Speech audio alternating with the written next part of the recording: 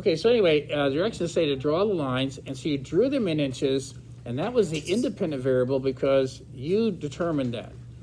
And then you didn't know how many centimeters, did you?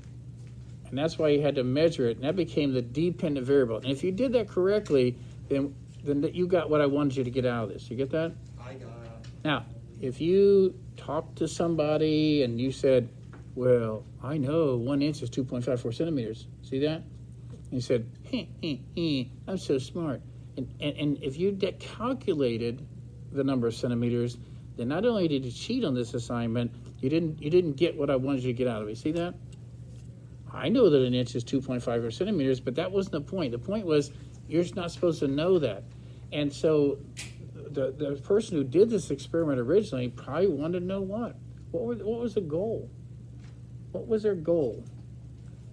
They did this experiment. They wanted the slope of that line, didn't they? Why did they want the slope of the line? I'm listening. Raise your hand if you think you know. Yes? Find the relationship between a centimeter and an inch. And what would you do with this relationship?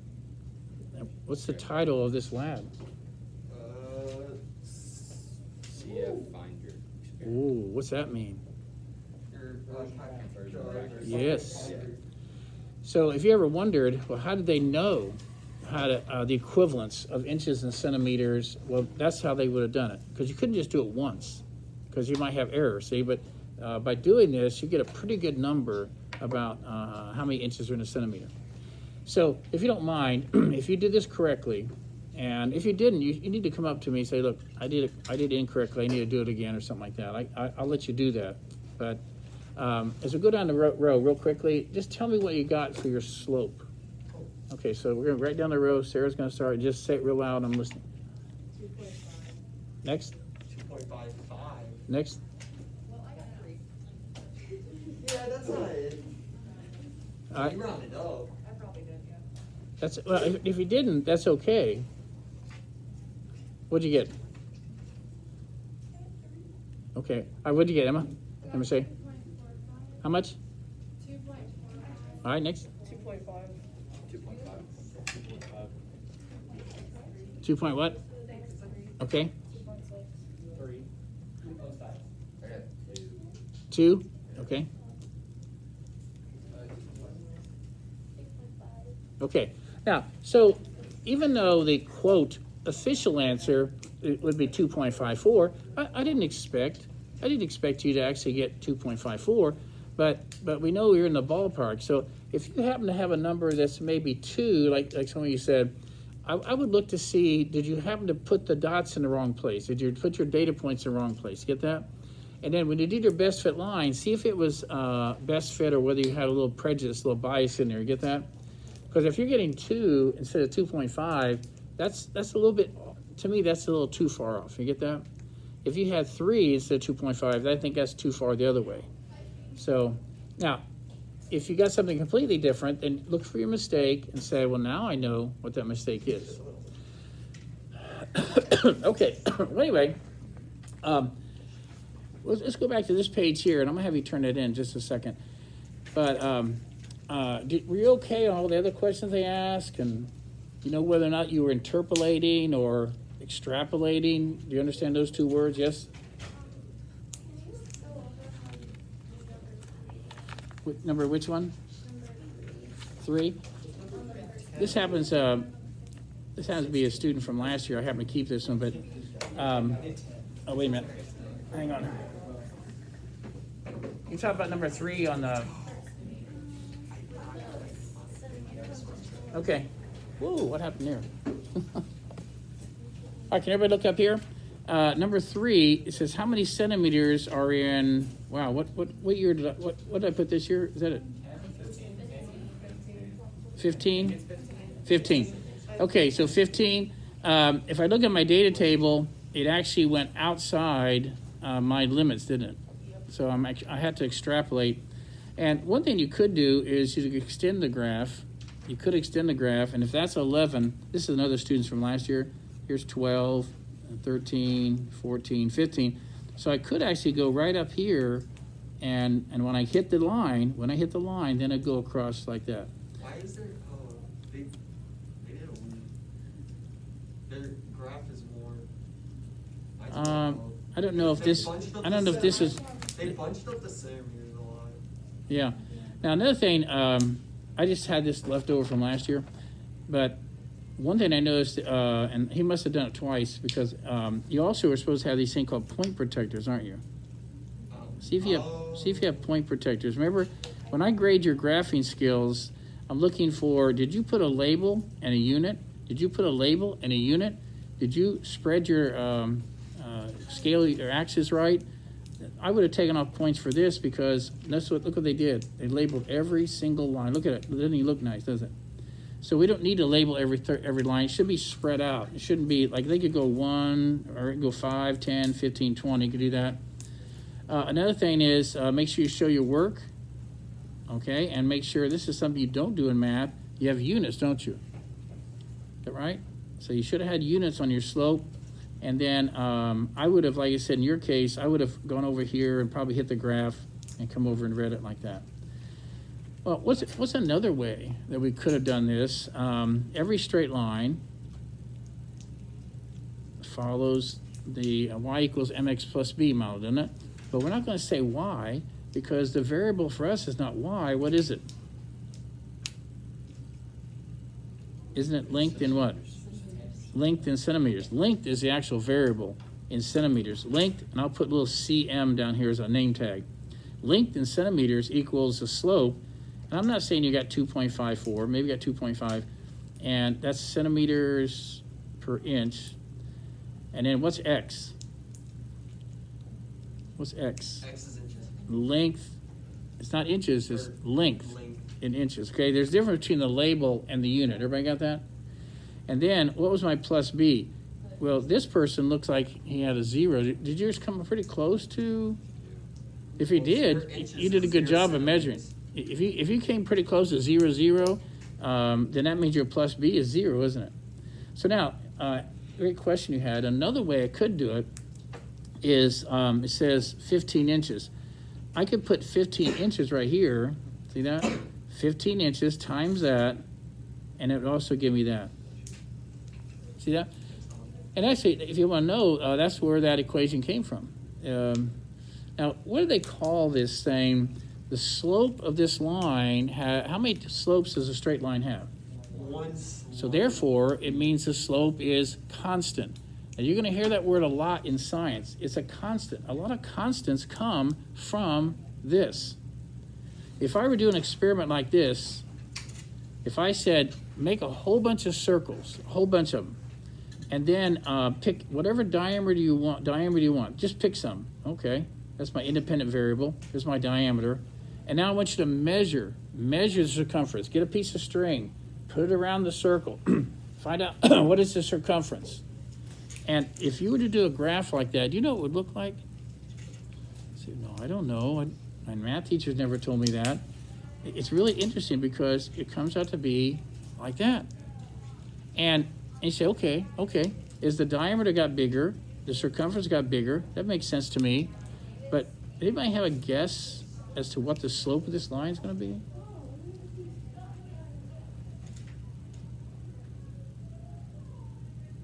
Anybody guess?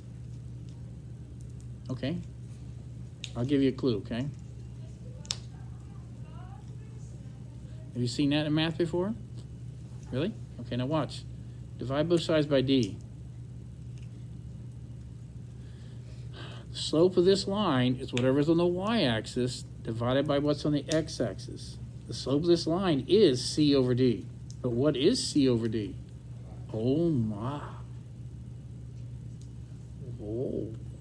So if you wondered where the constant, isn't that math one of the most famous constant of all time? It's so famous. They actually gave it its own little symbol, didn't it? That's a constant, isn't it? When you see a constant in science or math, it probably came from something like this. Did you learn something today? Anyway, I think that's interesting. The same thing here. This is a constant, isn't it? All right. Got it? Okay, so if you, did you have any questions on the second part? The second was a little bit easier, but you okay on that? That's just practicing finding slope and and make sure you have units and things like. You didn't even have to draw the graph or anything, did you? Okay, you okay with this? All right. So what I can do is on that back table behind Kinsley, you can have your names on it, put it back there, and that'll be the last grade I have for you for this quarter. And so I should be able to get that done. All right, go ahead and put that back there.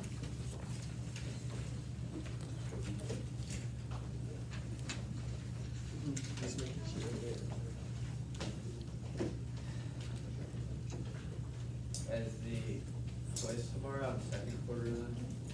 Yeah. Oh, yeah. I'm sorry. That's also on this quarter. I'm sorry. You're right.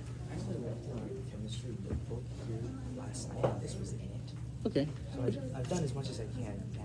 Well, just maybe at lunch you could finish it or anything like that. Okay. All right. All right. Well, anyway, I want to talk. We're going to talk a little bit about today about how do you design an experiment and how do you know what the independent variable is and that kind of thing there. But the quiz we have tomorrow is one chunk of the quiz, about half of it, is where I give you an experiment and I give you the data and you have to read the experiment and said, oh, I get it. This person did this. I can see it in my mind. And this is the independent variable. I'm going to put that on the x-axis. I'm going to put the label in the unit. This is my dependent variable. Are you okay with this? We're going to spend more time today with that. And then all the graphing skills. Did I scale the axis, use at least half of each axis? Did I? Half or more.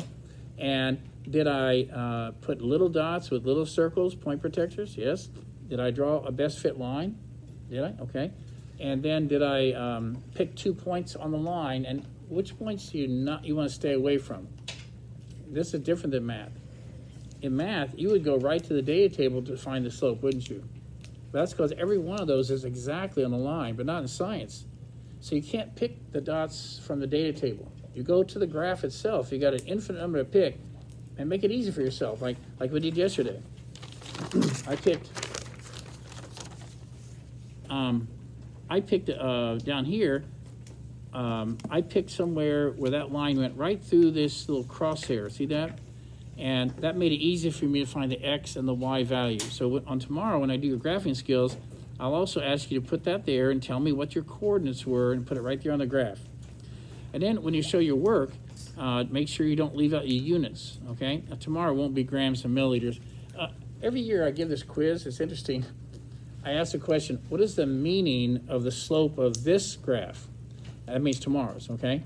And the meaning means, why do you think they're doing this experiment? And that one takes a little thought, okay? This one right here, what were they trying to find? What was the slope of this line? Ooh. Can you speed it a little bit? So I can Okay, see sorry. the What was the slope of this line? It was density, because slope is whatever's on the y-axis divided by what's on the x. And what is mass divided by volume? It's density. Thank you. Anyway, so what happened is there was a reason for this. They wanted to find the best density they could, isn't that right? Okay, and I think it's kind of neat to think like that. I did a lot of math in my life, and I did science, but I can remember the day where I figured out, what? That's pretty neat. I didn't know that you could even do that. Okay, and then, let's see, what else would I ask? I think that's about it. But anyway, every year I have this question. Tomorrow's quiz will not be about this. But every year, and I know why. Every year I have somebody, what's the meaning of the slope of this line? And tomorrow's experiment is completely different than this one, get it? And you know, every year I get somebody put density. See, it's only going to be density of what? If it's mass. If it's mass and volume. You see that? Look over here. What is the meaning? Let's do this last one. We're going to wrap this up. What was the meaning of the slope of this line? Miles per. And we know the units will be in miles per hour. So why did they do this experiment? They were trying to look for the speed. And I know it's going to mess you up a little bit, like yesterday, but I see a line that goes up, but the slope here and here and here and here is all the same number, isn't it? So this is not only speed. What kind of speed is it? Constant speed. Oh, it is. It's constant speed. And what was density? Density was constant. Okay, now we're getting into some real science. We do this a lot the rest of the year. Okay, and look at this one. What in the world are you doing? Well, what if I had a company and I said, I don't want my employees, I'm gonna pay them this much an hour. I don't want them counting pennies. I want a machine that you put all the pennies in there and you weigh it. They even have these machines at some of the grocery stores, don't they? And I want to be able to weigh the pennies and then tell them how much money they gave me. Well, how are you going to do that? Well, I'm going to take one penny and find the mass of it and then put that in my computer program. That'd be bad. I know you think every penny is identical. Some pennies are very worn. See that? But anyway, so I would take maybe 100 or 1,000 pennies, and I might do some. I may do, here's 100, here's 200, here's 300. And I would draw this graph, and I'd find a slope, and the slope came out to be grams per penny. And so maybe my point was, I was trying to find my best mass, average mass for one penny. So I'd probably find the average mass of one penny. Okay, does that make sense to you? And then if I put that in the computer program, chances are I'm not going to lose money with my machine. Are you okay on that one? Here's one you did last night. What if I tell you that my goal is to find the conversion factor between centimeters and inches? What's my goal?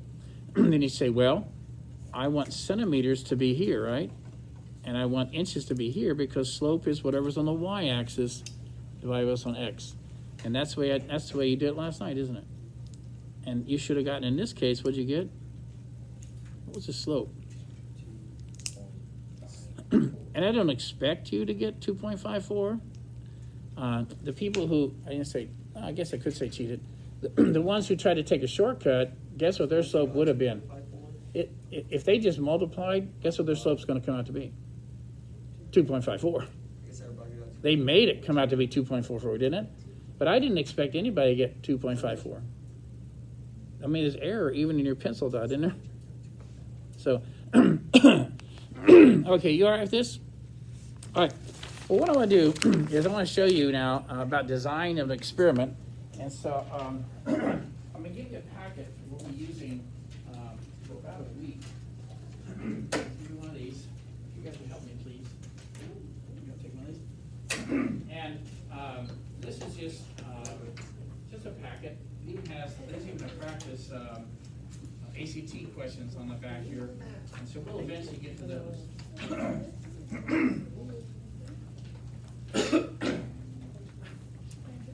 I'm going to ask you to bring this with you every day, and then,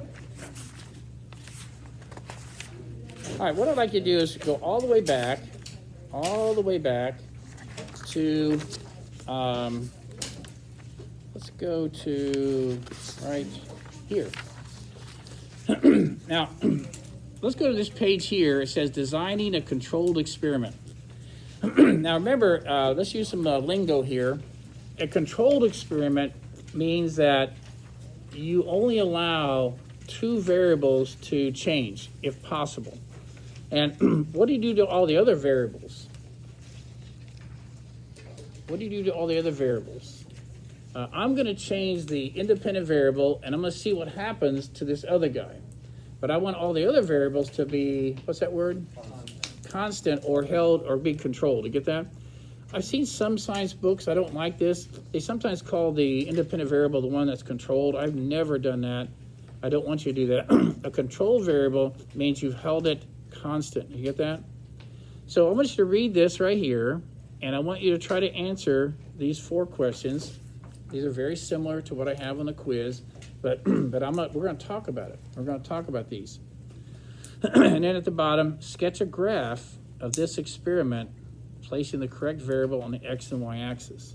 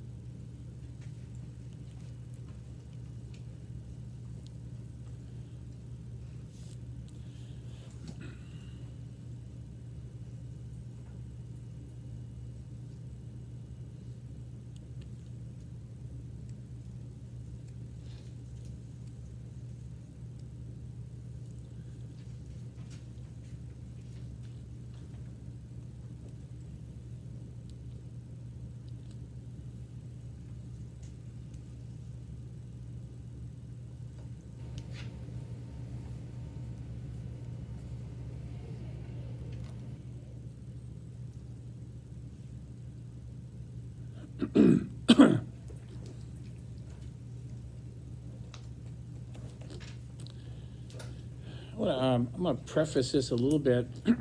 About maybe 20 years ago, 25.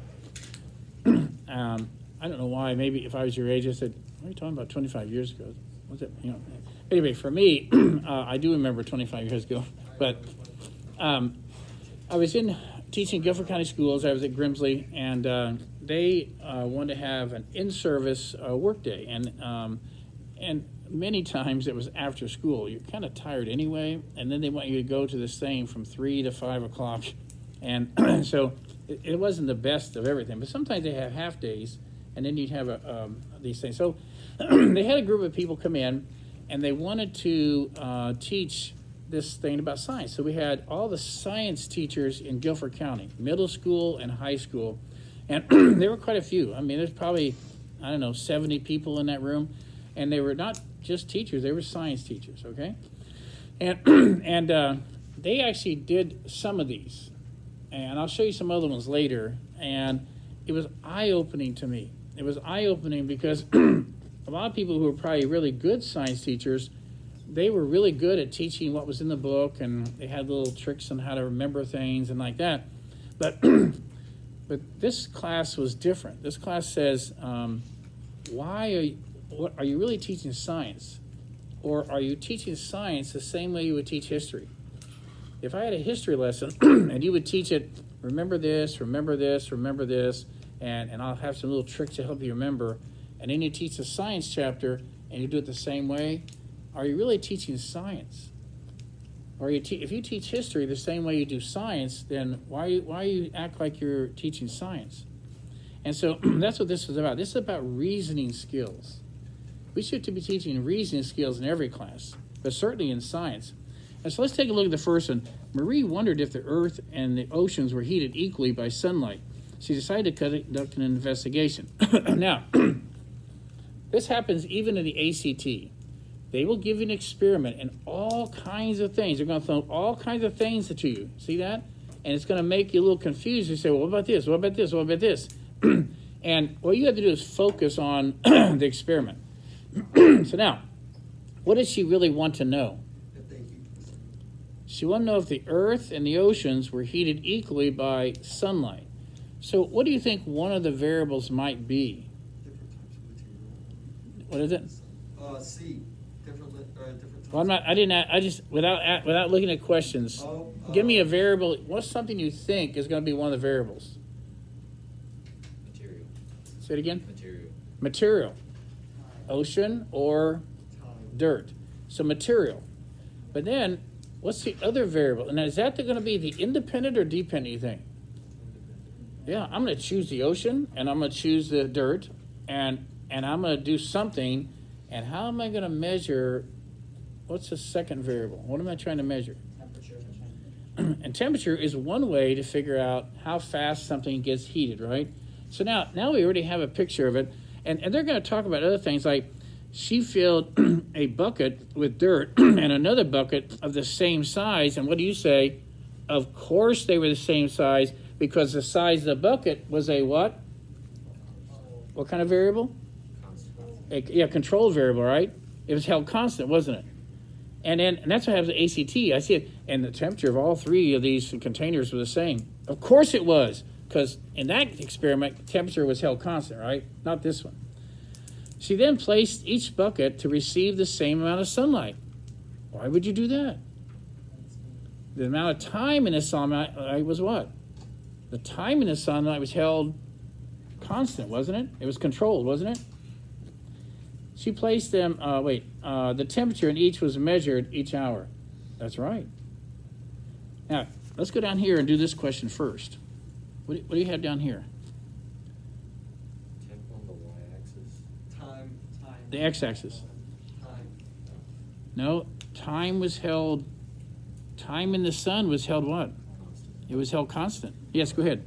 I was gonna say, are the materials or something? Wait, say it again, Willem. Material, that's right. Now, sometimes the independent variable is continuous, and if let's say it happened to be time, I would just say time and go 1, 2, 3, 4, 5, 6, 7, and I'd have a line graph, wouldn't I? But because materials are different, I'm going to probably use a bar graph, aren't I? Because I can't connect a line between dirt and water, can I? So here's one for dirt. Here's one for water.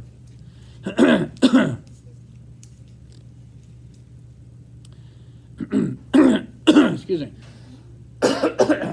See, what happens is, the same thing happens on ACT.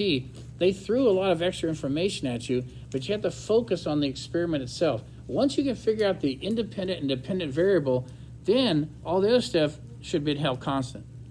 What goes here? Temperature. Now, temperature is a way in which you're going to measure how much it got heated. You get it? Later we'll have a chapter where you'll find out heat and temperature are not the same thing, but temperature is a way that I can figure out who got heated more. All right, so now watch how easy these are.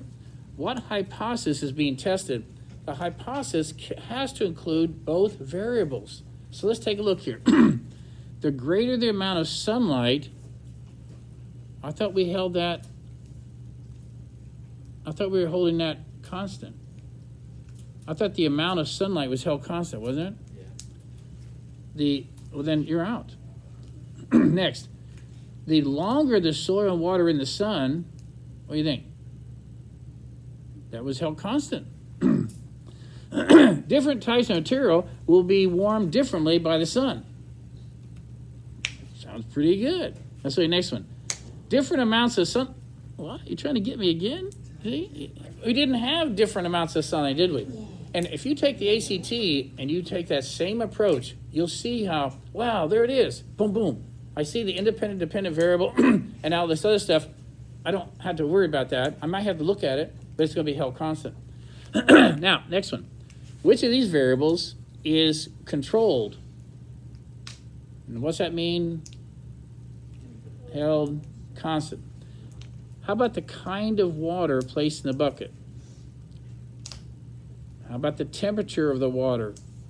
Wait, the temperature is the dependent variable, isn't it? That's going to change. So that's not controlled. That's not controlled. What about this? Type of material. Okay. I'm going to change that, aren't I? Water in one, dirt in the other. The amount of time. Ooh. What about that one? Okay, so that's that one there. What is the dependent, also known as the responding variable? What's the dependent variable? I'm going to change the material, and we're going to see what happens to what? There it is. And what is the independent or manipulated variable? Okay. Now it seems simple, doesn't it? But at first, weren't you kind of a little bit confused because they threw all this stuff at you? Let's try another one. Let's try this one. Ready? Now, this is what they're looking for. A lot of times when they say you're teaching science or they have ACT, look at number 9 or number 6 here. Police chief is concerned about reducing speed. No. And again, if you can sketch the graph with the independent and dependent variable, I think you'll be able to see right through this.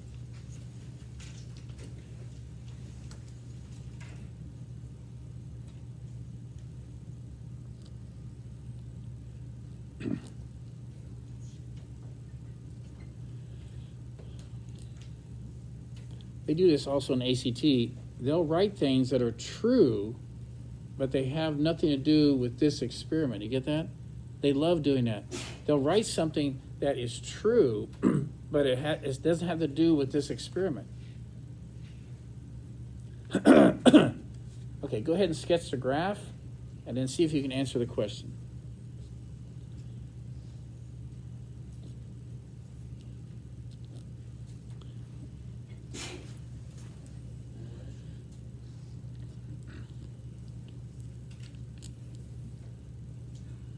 All right, ready? Okay, I'm gonna read it. A police chief is concerned about reducing the speed of autos. He thinks several factors may affect automobile speed. Which of the following is a hypothesis he could test about how fast people drive? Okay, now, what I'd like you to do is take a look at this one. If it's a hypothesis, it should contain both variables, shouldn't it? The younger the driver, the faster they will likely drive. What do you think about that? Is that something that he could do? He's concerned about reducing the speed of autos. Okay, could you do an experiment to say, well, what's the age of the driver, and then I'm going to find out how fast they tend to drive? Could we do that? That's the next one. Yes. The larger the auto involved in an accident, the less likely people are to get hurt. You said, That's What? Unrelated. That's unrelated. okay, but it might be true, right? But what was his main point? How to reduce it. So he's trying to figure out what is it that makes people go speed, right? And this is a different. Now look at this one. The more police on patrol, the fewer the number. Auto accidents. We're not even doing auto accidents. The older the auto, the accidents, moral accidents are likely. See, you see, they tell you true things, but they didn't focus in on the experiment, right? So what could you do put here? Age of driver, right? And we could try these, and then we have, what's this right here? Average, maybe average speed. You know, I don't know what the results would show here, but I do know that that's a possibility that would tend to answer his question. All right, let's do another one. This one's a little more difficult. Okay, the next one's a little more difficult. But this is what we're going to do in this class. Sometimes when you design your experiments, you might do something like we're doing right here. Let's do it.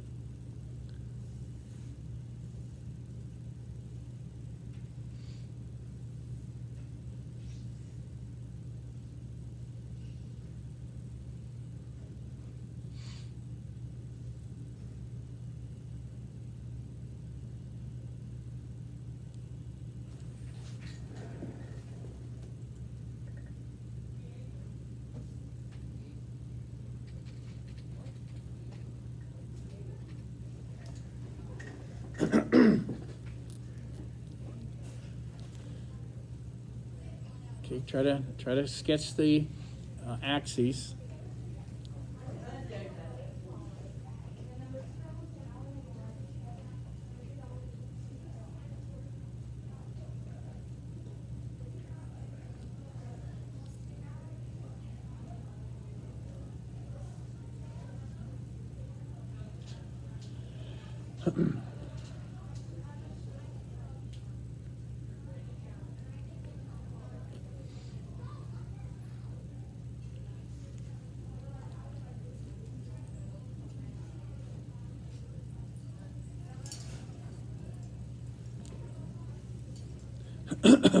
All right, I'm gonna go ahead. I gotta hurry just a little bit. The effect of wheel width on the ease of rolling is being studied by a science class. The class puts wide wheels onto a small cart and lets it roll down an inclined ramp and then across the floor. The investigation is repeated using the same cart, but this time fitted with narrow wheels. All right, first of all, without reading the question, what do you think are the two variables and which one's which? So, Is one size, what is it? the width or size? All right, that's of the wheel. Is that going to be the independent or dependent? Dependent. Okay, so that's a wheel width, right? Now, so I can see you have this cart, and you're going to put one size wheel on it, and you're going to put another size wheel. Is that correct? Of different widths. And what are you going to measure? What's your responding? What's your dependent variable? Distance. What is it? No, I think it said ease of rolling. Now this is what the neat part of science is. See, it doesn't. You can make this thing called an operational definition. I hereby declare, this is my experiment, I hereby declare that if this car rolls further, it must have had more ease of what? Ease of rolling. And you can actually do that. You can say, if you roll further, you must have better ease of rolling. And so in this case, it really was distance, but distance is actually going to answer my question of what? Ease of rolling. So I don't know how to measure ease of rolling. Get it? But I hereby declare that if the further you roll, that's my definition of ease of rolling. And you can do that. All right, so let's look here. How could the class measure ease of rolling? What about A? You like that? Okay, what about B? And again, that's another experiment, right? That's a different experiment. What about measure the width of each of the two sets of wheels? I am going to do that, but they didn't ask me that. It says, how could you measure ease of rolling? Okay? And then measure the weight. Oh, no, weight's a variable that had to be controlled, wasn't it? All right, so I don't know what the graph's going to look like, but we could do that. And again, because wide wheels, now if I had like 6 different size wheels, I could actually make a continuous line, couldn't I? I might be able to go like this. Maybe it'll go like that, or maybe it'll go like that. Let's do one more, and then I have to stop. A farmer, you go ahead and read it. Read it and be careful, because it's so easy to fall into the trap of, hey, that's true.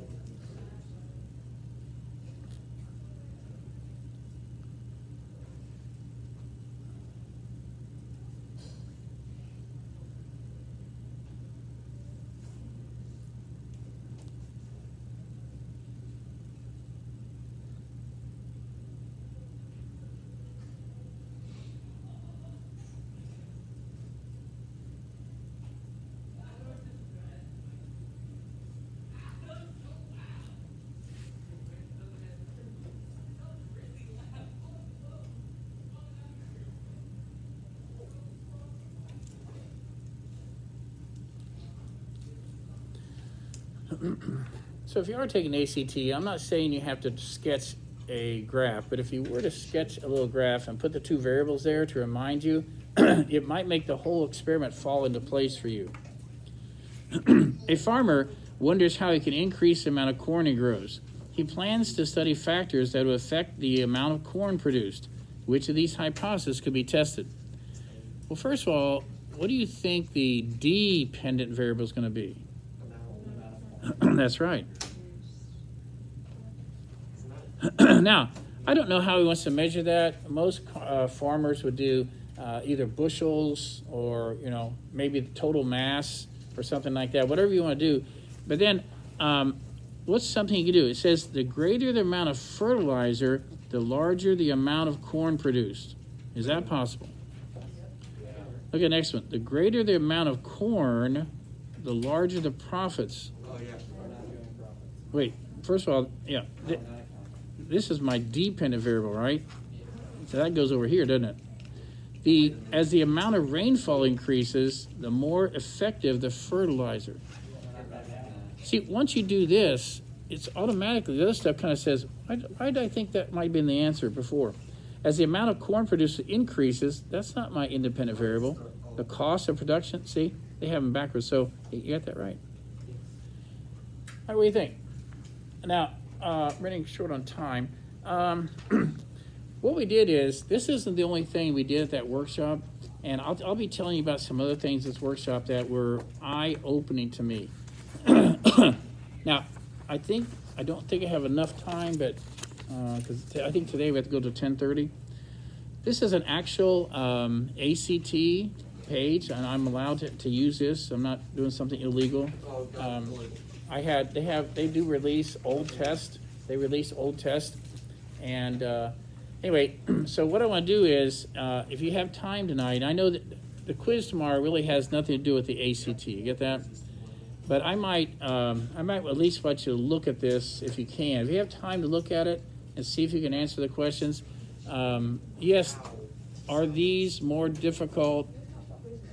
Are these more difficult than the ones we did? Yes. But yes. So for the quiz, do you want us to mostly look at Three quizzes in A little bit louder. I'm sorry.